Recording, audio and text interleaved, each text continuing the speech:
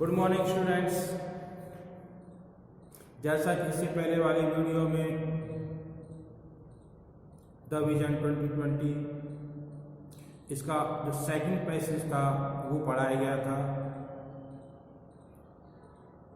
इसके question answer इसमें होने, इससे पहले मैं शुरू करूँ मैं थोड़ा सा आउटलाइंस बताना चाहूँगा कि इसमें क्या था। देखो, मोस्टली जो विकसित राष्ट्र हैं उन राष्ट्रों में सूचना और संचार तकनीकी जो आईसीटी सेक्टर होता है, क्षेत्र का कुल घरेलू उत्पाद जीडीपी में 7 से 8% का प्रत्यक्ष योगदान है। वो अपने देश की जीडीपी का जो योगदान देते हैं वो 7 से 8% देते हैं। और ये भी आशा की जाती है कि 2010 तक ये राष्ट्र आईसीटी का जीडीपी में 25% का योगदान देंगे, या तो प्रत्यक्ष रूप से, और प्रत्यक्ष रूप में क्या है, सॉफ्टवेयर और हार्डवेयर की बिक्री करके, या फिर अप्रत्यक्ष रूप से। और अप्रत्यक्ष रूप में है ई गवर्नेंस के एकीकरण द्वारा, उत्पादन में हुए सुधार के संयोजन द्वारा, उद्योगों की एकीकृत व्यवस्था के द्वारा, और यहाँ तक कि दैनिक जीवन में कुशलता में हुए सुधार के द्वारा व पारदर्शिता के द्वारा। भारत में जो आईसीटी का जीडीपी में जो योगदान है वो 2% है। एक विकसित राष्ट्र बनाने के लिए हमें इसमें महत्वपूर्ण वृद्धि करनी चाहिए। अगर हमें अपने आप को विकसित राष्ट्र बनाना है तो हमें इसमें काफ़ी अधिक वृद्धि करनी होगी। 1998 में योजना में शामिल के अतिरिक्त हमारी मूल क्षमताएं जिनमें वृद्धि की जा सकती है वे हैं सूचना सुरक्षा, वैज्ञानिक सॉफ्टवेयर विकास व ई गवर्नेंस, मनोरंजन, शिक्षा, हार्डवेयर व चिप डिजाइन, और वायरलेस जो शक्तिशाली घरेलू बाजार पैदा कर सकते हैं। यदि हम हमारे इन मूल क्षेत्रों में वृद्धि करें तो हम भारतीय बहुराष्ट्रीय कंपनियां जिसको एमएनसीज बोलते हैं का निर्माण कर सकते हैं, और 2010 तक $150 अरब का लक्ष्य निर्धारित कर सकते हैं। अन्य जो मूल क्षेत्र हैं जो हमें विकसित करनी चाहिए वह जैव तकनीकी। अन्य क्षेत्र हैं उनमें कौन सा है, जैव तकनीकी।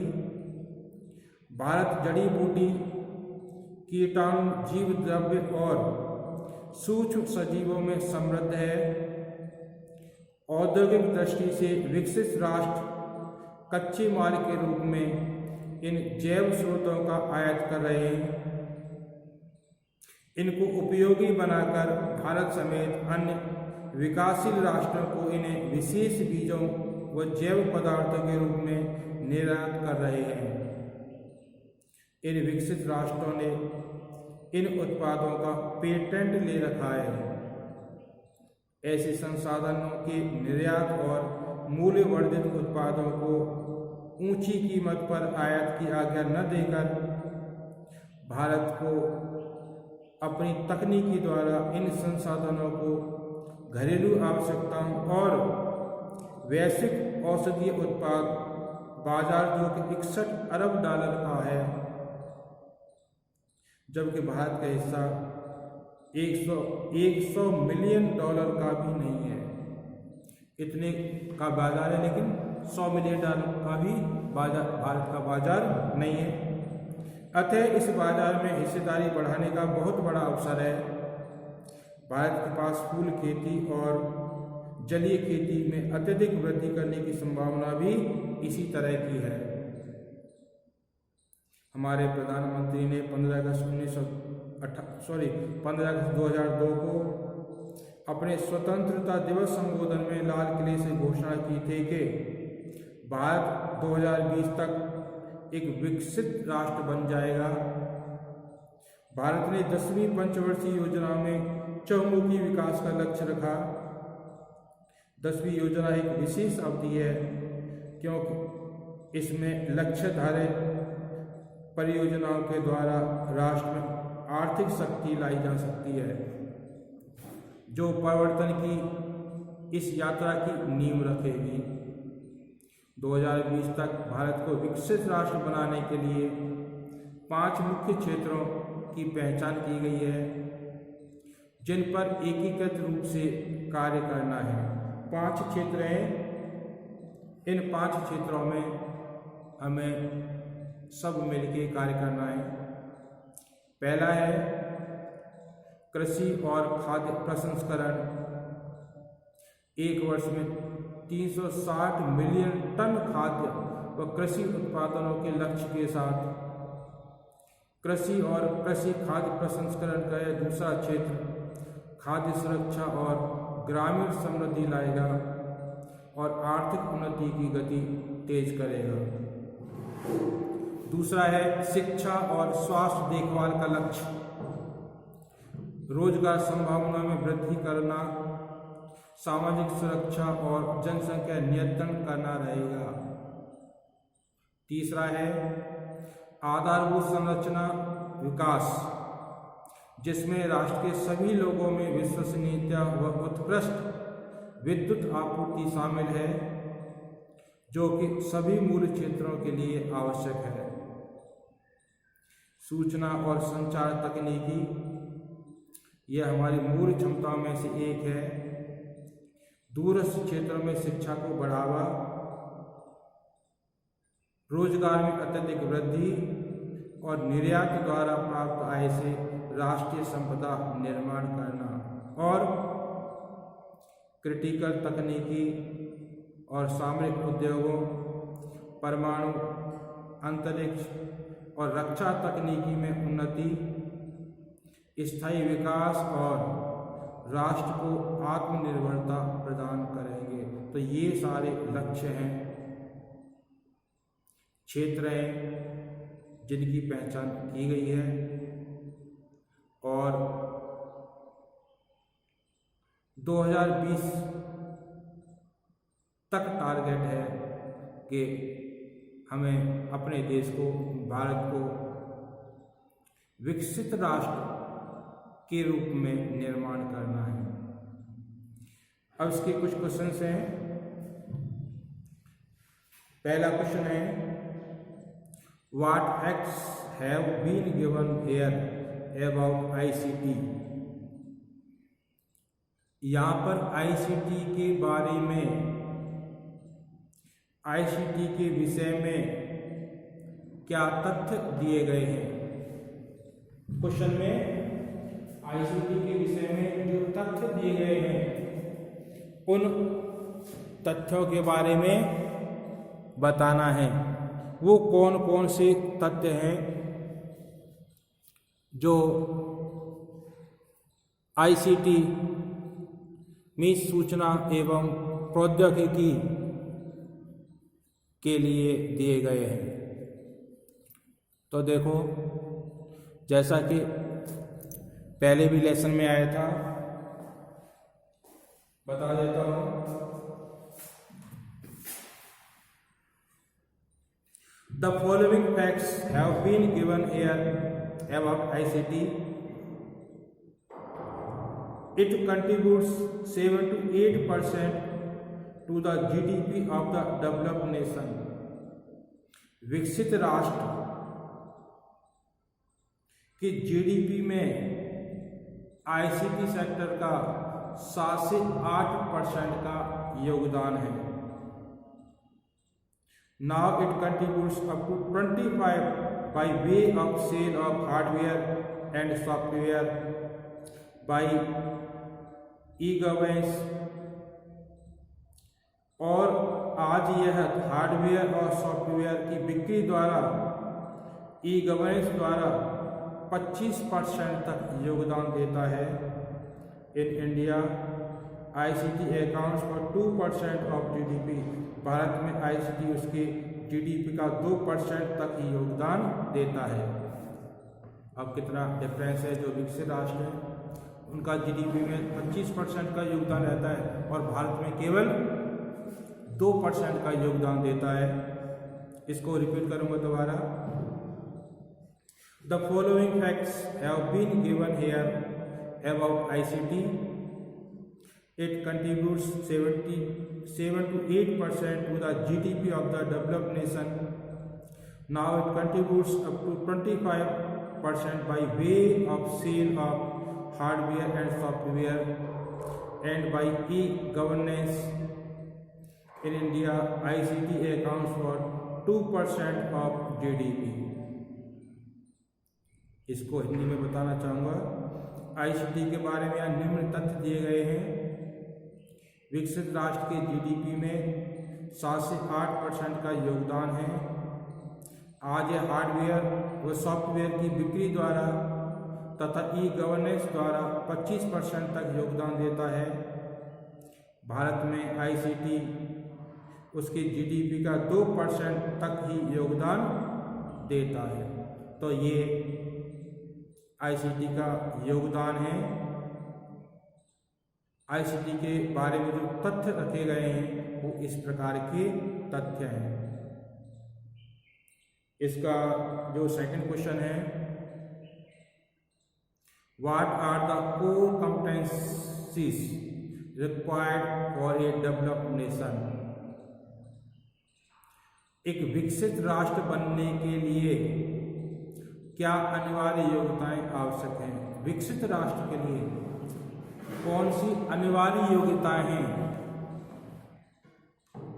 जो आवश्यक है।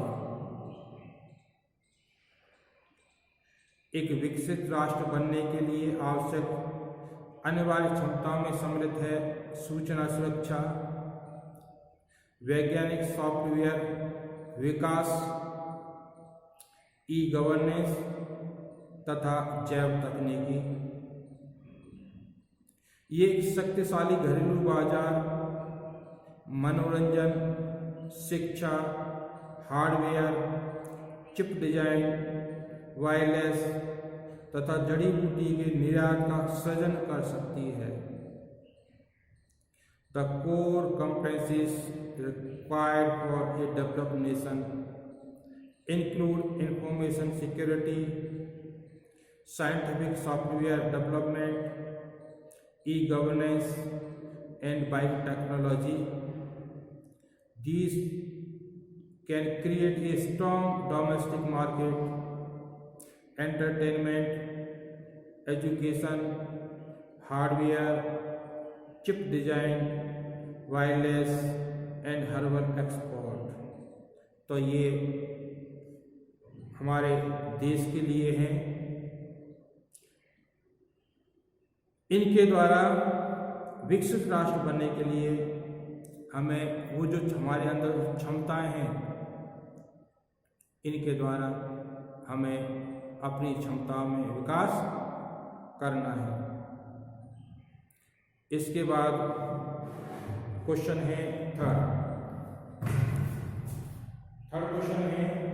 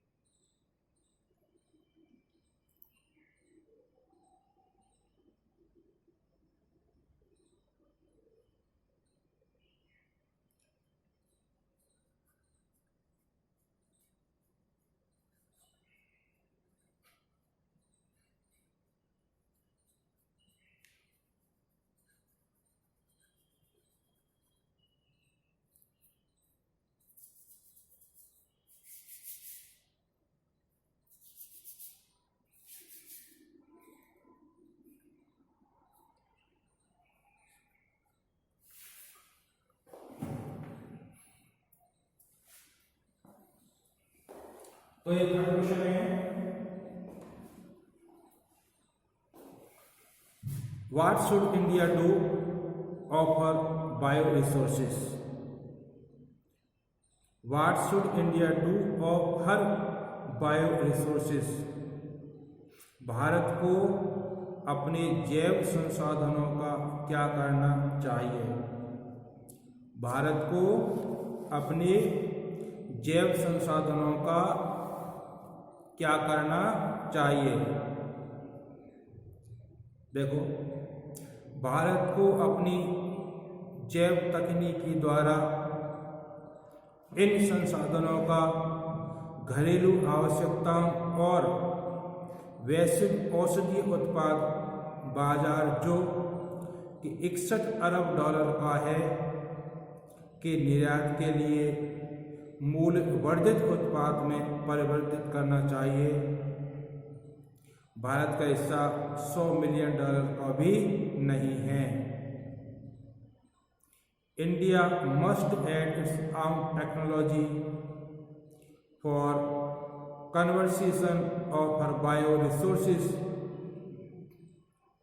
to value added products for use in domestic requirement as well as for export of the global herbal product market of 61 billion.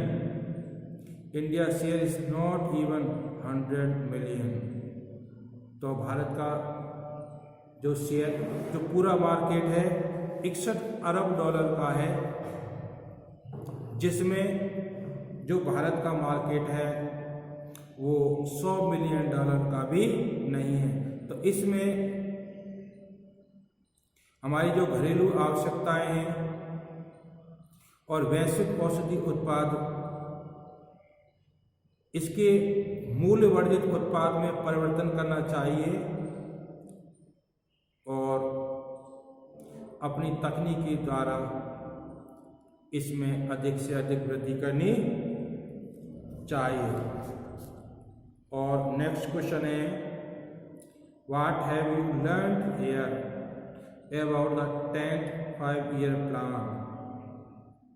What have you learned here about the 10th 5-year plan?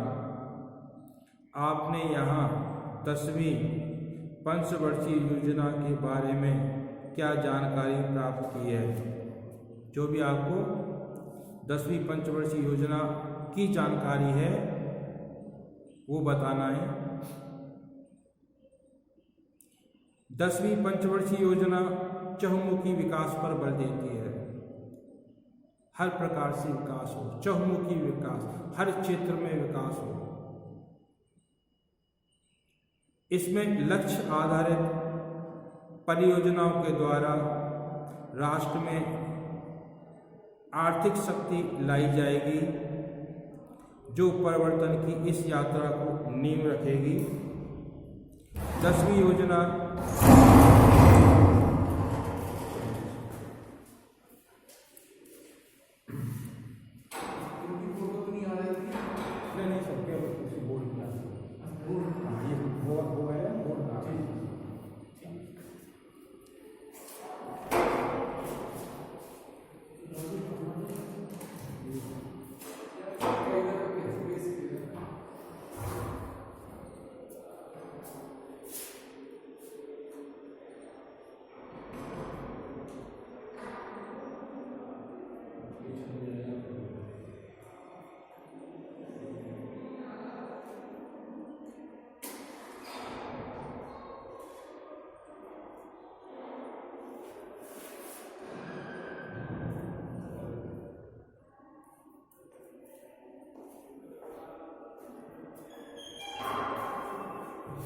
तो ये था 10वीं पंचवर्षीय योजना चहुमुखी विकास पर बल देती है। इसमें लक्ष्य आधारित परियोजनाओं के द्वारा राष्ट्र में आर्थिक शक्ति लाई जाएगी जो परिवर्तन की इस यात्रा की नींव रखेगी। 10वीं योजना एक बहुत महत्वपूर्ण अवधि है। The 10th 5-year plan focuses on all-round development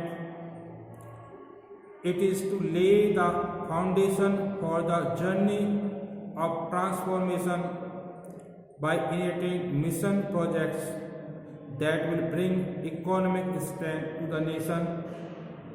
The 10th plan is very vital period. इसको रिपीट करूंगा.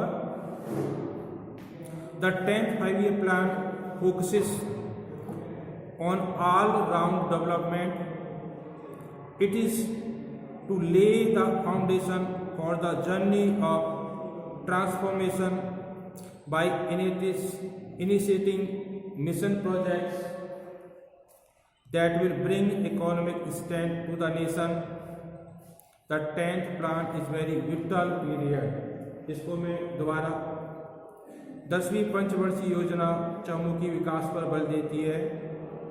इसमें लक्ष्य आधारित परियोजनाओं के द्वारा राष्ट्र में आर्थिक शक्ति लाई जाएगी जो परिवर्तन की इस यात्रा की नींव रखेगी.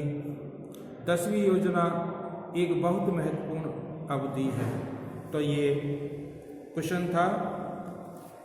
नेक्स्ट क्वेश्चन पे चलते हैं. Mention the 5 areas given here for an integrated action. यहाँ पर दिए गए 5 क्षेत्रों का उल्लेख करें जो एकीकृत कार्य योजना के लिए आवश्यक है. यहाँ पर जिनका जो उल्लेख किया गया है 5 क्षेत्र ऐसे कौन कौन से हैं जिन पर हमें और अधिक विस्तार करने की आवश्यकता है. 5 क्षेत्र जो एकीकृत कार्य योजना के लिए आवश्यक हैं वे हैं. इनमें कृषि एवं खाद्य प्रसंस्करण, शिक्षा एवं स्वास्थ्य देखभाल, आधारभूत संरचना का विकास, सूचना एवं संचार तकनीकी, क्रिटिकल तकनीकी तथा सामरिक उद्योग सम्मिलित हैं. ये 2020 तक भारत को एक नए विकसित राष्ट्र बना देंगे. मैं एक बार और रिपीट करना चाहूँगा. 5 क्षेत्र जो एकीकृत कार्य योजना के लिए आवश्यक हैं वे निम्न हैं. इनमें कृषि एवं खाद्य प्रसंस्करण, शिक्षा एवं स्वास्थ्य देखभाल, आधारभूत संरचना का विकास, सूचना एवं संचार तकनीकी, क्रिटिकल तकनीकी तथा सामरिक उद्योग सम्मिलित हैं. ये 2020 तक भारत को एक विकसित राष्ट्र बना देंगे. तो इनमें the 5 areas given here for an integrated actions are the following. These include agriculture and food processing, education and healthcare, infrastructure development, information and communication technology, critical technologies and strategic industries. These will realize a developed India by 2020. इसके बाद कुछ meanings हैं जो passage में दिए हुए हैं, इनके बारे में बताना है. Right from the passage the antonyms of the following. Antonyms of the following. Antonyms means समानार्थी शब्द जिनका अर्थ समान हो और जो शब्द पैसेज में भी दिए हुए हों उन शब्दों को देखना है. डायरेक्टली, पहला है डायरेक्टली. एंटोनिम्स मीन्स विरोध. डायरेक्टली का क्या हो गया? इनडायरेक्टली. डायरेक्टली को क्या बोला? इनडायरेक्टली. डायरेक्टली माने प्रत्यक्ष रूप से और इनडायरेक्टली माने अप्रत्यक्ष रूप से. अप्रत्यक्ष रूप से. दूसरा रिड्यूस. रिड्यूस करना, कम करना. इनहांस, क्या बोलते हैं? इनहांस, बढ़ावा देना. थर्ड है एक्सक्लूड. एक्सक्लूड, हटाना. दूसरा इसका है इंक्लूड, सम्मिलित करना, जोड़ना, इंक्लूड सम्मिलित करना। नेक्स्ट है डेस्ट्रॉय, नष्ट करना, इसका अपोजिट है क्रिएट, उत्पन्न करना, क्रिएट मीन्स उत्पन्न करना।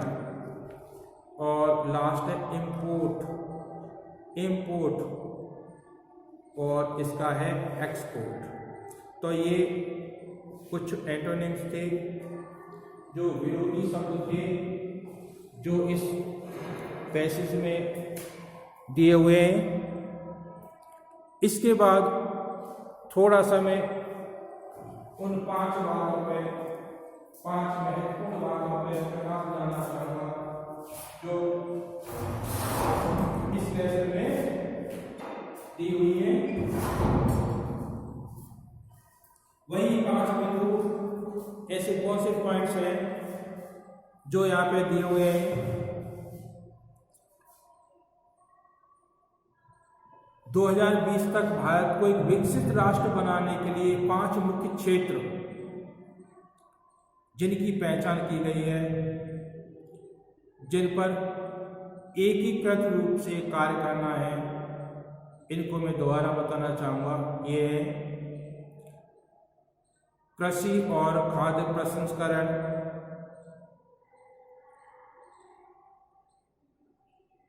जिसका एक वर्ष में 360 मिलियन टन खाद्य व कृषि उत्पादों के लक्ष्य के साथ रखा गया है। कृषि और कृषि खाद्य प्रसंस्करण का यह दूसरा क्षेत्र खाद्य सुरक्षा और ग्रामीण समृद्धि लाएगा और आर्थिक उन्नति की गति तेज करेगा। दूसरा है शिक्षा और स्वास्थ्य देखभाल का लक्ष्य, रोजगार संभावना में वृद्धि करना, सामाजिक सुरक्षा और जनसंख्या नियंत्रण करना रहेगा। तीसरा है आधारभूत संरचना विकास, जिसमें राष्ट्र के सभी भागों में विश्वसनीय व उत्कृष्ट विद्युत आपूर्ति शामिल है, जो कि सभी मूल क्षेत्रों के लिए आवश्यक है। अगला है सूचना और संचार तकनीकी, यह भी हमारी मूलभूत क्षमताओं में से एक है। दूरस्थ क्षेत्रों में शिक्षा को बढ़ावा, रोजगार में अत्यधिक वृद्धि और निर्यात द्वारा प्राप्त आय से राष्ट्रीय संपदा निर्माण करना, और क्रिटिकल तकनीकी और सामरिक उद्योगों, परमाणु, अंतरिक्ष और रक्षा तकनीकी में उन्नति, स्थायी विकास और राष्ट्र को आत्मनिर्भरता प्रदान करेंगे। तो ये एपीजे अब्दुल कलाम का एक विजन था, एक दृष्टिपात था कि 2020 तक इस देश के लिए जो लक्ष्य निर्धारित किया गया था कि अपने आप में यह भी एक विकसित राष्ट्र होगा, और इसको विकसित बनाने में कौन कौन सी संभावनाएं हैं, कौन कौन सी क्षमताएं हैं, उन क्षमताओं में और अधिक उन्नति करनी है। 5 क्षेत्र जैसा कि उन्होंने बताए थे,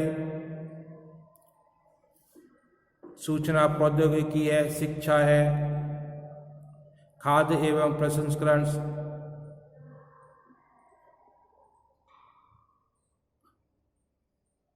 फूल खेती है, जलीय खेती है, जलीय है। तो ये सारी चीज़ें, इनमें अधिक से अधिक बढ़ावा करके, तकनीकी को बढ़ा के हम आसानी से अपने लक्ष्य पर पहुंच सकते हैं।